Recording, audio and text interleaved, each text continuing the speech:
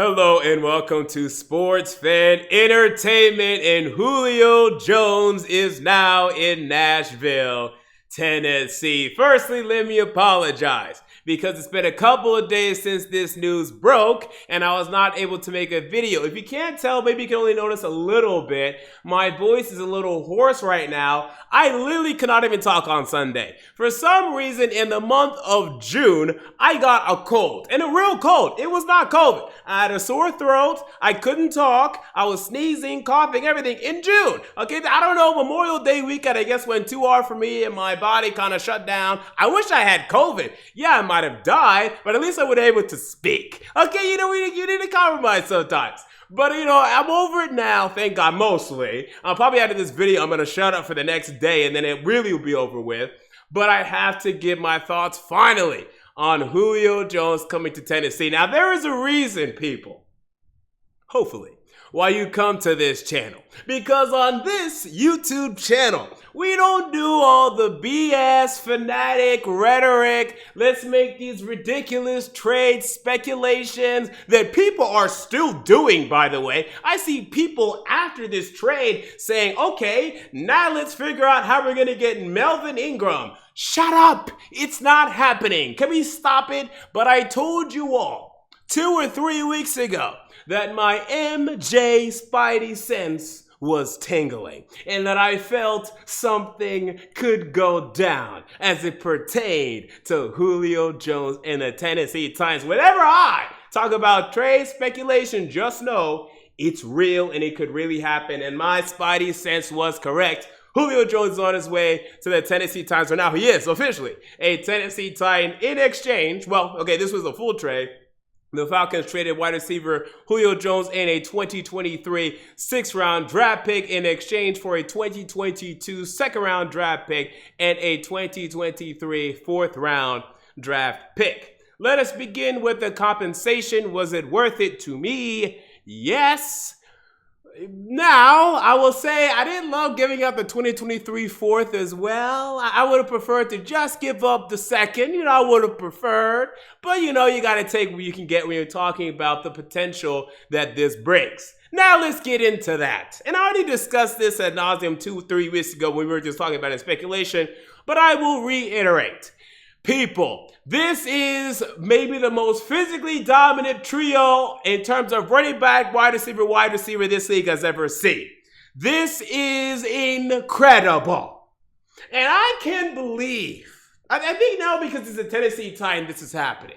And a lot of times Titans fans like to say that there's disrespect towards our franchise, and I don't dispute that. I don't care, because until we win a Super Bowl, I don't really believe we deserve respect.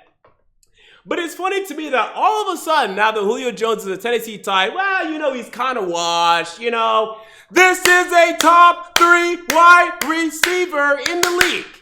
I mean, what are we forgetting here? The guy played 9 games last year, had 771 yards, and people want to throw him away in the trash. I mean, what are you people talking about? Michael Thomas, now that's someone who, by the way, is still very good, maybe even great. That's someone that's a little bit of a fraud, right? Julio Jones, that's who you guys want to discount. That's who you guys want to sleep on.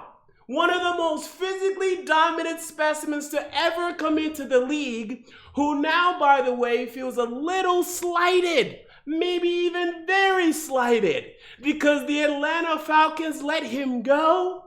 Okay. I'm even seeing Titans fans saying A.J. Brown is wide receiver 1. Okay, I love A.J. Brown. You all know this. Do you know who we're talking about? Do you know who we're talking about? In a vacuum, and I know Julio Jones is 32. DeAndre Hopkins is great. In a vacuum, I think I'd take Julio Jones. Now, we can debate that another day. But we're talking about Julio freaking Jones, people. We're talking about Julio freaking Jones. Opposite now of A.J. Brown with Derrick Henry in the backfield. This is nothing to scoff at. This is legit. This is wow. This is Randy Moss and Chris Carter, kind of, not quite as great, but with a better running back, and that's no offense to Robert Smith, who was great for the Minnesota Vikings, well, maybe very good, for the Minnesota Vikings in the late 90s. This is a trio that's similar to that. And they took Dante Culpepper all the way to the NFC Championship, I want to say twice, where they choked in one, and then they got blown out in the other, where they got there twice. I'm happy about this. Now, I also have to reel this in a little bit.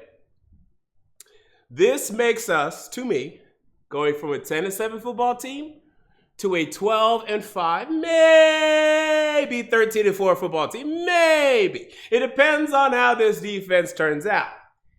But this is where we need to cross our fingers now. If one of the trio goes down, the Super Bowl aspiration goes away. That's how fragile it is. Because although I love my boy Tannehill, he's not a Rodgers, a Brady, a Mahomes, really Russell Wilson. And those are the only quarterbacks that I can now put in that category where they can lose a significant offensive player and still be a Super Bowl contender. That will not ruin their team. And there's only 4 guys. Now, you could say Deshaun Watson, but he hasn't done that in the postseason. So we're not talking about Watson. That's it. I mean, that's really it. Peyton Manning in the past, very, very elite to where he can still win a Super Bowl despite one of his top weapons going out. Tannehill's in that. So if one of them gets hurt in the postseason or, nearing towards it, that's it. No more Super Bowl. Sorry. We can still do very well. AFC Championship game, go to it. Win it, and then go to the Super Bowl win. I don't know. So we need the trio to be healthy. That's priority number one. Now, if we had a great backup running back, we'd be having a different conversation. We don't. I know some of you guys love Darrington Evans. That's fine. Maybe he breaks out this year. Whatever. Next year, I'm looking into backup running backs. Because can you imagine? Oh, my God. If we had a nice little receiving back behind Derrick Henry now, and this, how are we going to stop this? I can't even say offense. I'm just like, I can't even say the full word offense. How are you going to stop that? How? You can't. My God. Oh, okay. So anyway, that's where I have to read back firstly. Secondly, our coaching staff is still very much so a question mark. We don't know what to expect from Todd Downing. We don't know what to expect from Shane Bowen. Are they Super Bowl winning coordinators? We don't know. And right now, we don't have much faith in Shane Bowen at all, okay? Literally at all. And we have, your quarterback situation is one of the most important things in the league right now. Now, our pass rush is improved. Denico Autry still being underrated. This guy's going to produce for us. Do not sleep on Denico Autry this year. Harold Landry in the contract year, he should be improved. Bud Dupree, opposite of him, should be able to produce. Fine. Janoris Jenkins will have some very good games. We'll stake it up in plenty of games too, including in the postseason. You can ask the New Orleans Saints about that. You can ask the New York Giants about that. You can ask I don't think he ever made the playoffs with the Rams. You can ask the Rams about that. He will stake it up in the postseason now. They ain't your postseason quarterback that you can rely upon. Now, can Caleb Farley do that? I don't know. So what I'll tell you is this. This isn't a 1-year window. This is a 2-year window. And the year 2 looks even better. Because next year, and I don't want to go too into the future, but next year, you're talking about another year of development for Jeffrey Simmons. Another year of development and healthy Caleb Farley. Another year of development if Harold Landry is able to improve and we re-sign him. Another year of development for him. Ferguson getting more used to being a number 1 tight end if we re-sign him. That's going to be a question. We'll see about that. More maturation for Nate Davis. And you might, and I guarantee actually, this team next year should be better than this year. In fact, I'm going to guarantee that. I don't see any way, unless there's a lot of players that I don't see this happening, regress. I just don't see it. Now, Rashad Evans is going to leave good.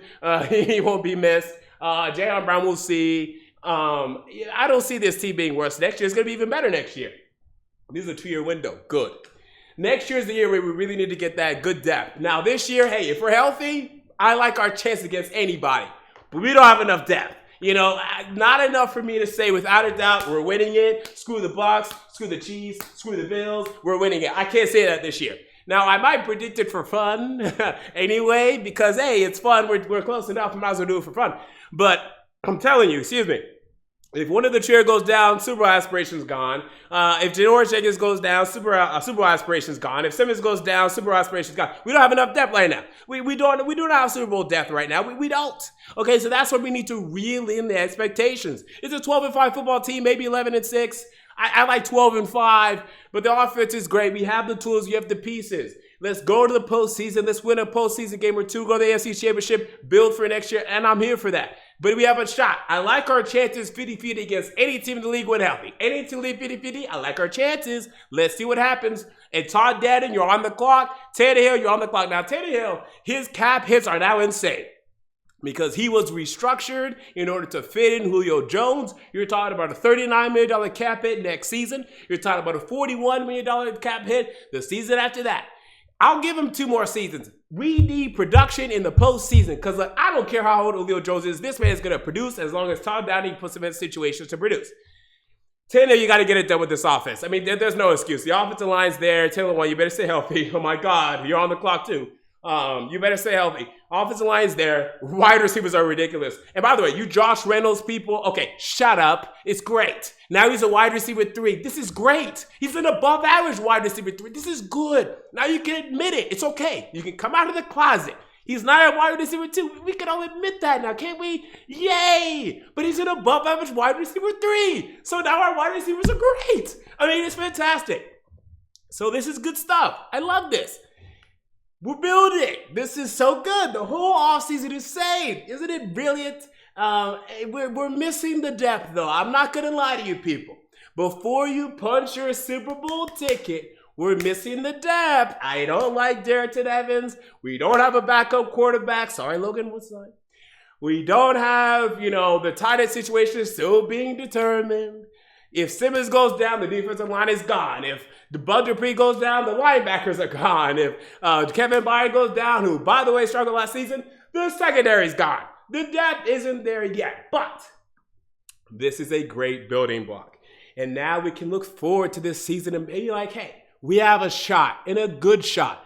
I will put it at 10%. And it was 0% last week, maybe 1%. So we're better than we were last week. And at the very least, my God, I'm going to turn on my PS5 and my Xbox Series S.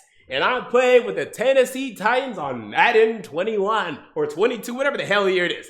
Because, my God, we are now a fun offense to play with, one of the most dynamic offenses in the NFL and maybe even NFL history. So there you go. Those are my thoughts on Julio Jones being traded to the Tennessee Titans. What are your thoughts? Comment down below. I want to know. If you enjoyed the video, make sure to like, comment, and most importantly, to subscribe. And until next time, this has been MJ of Sports Fan Entertainment, and I'm out. See you all later.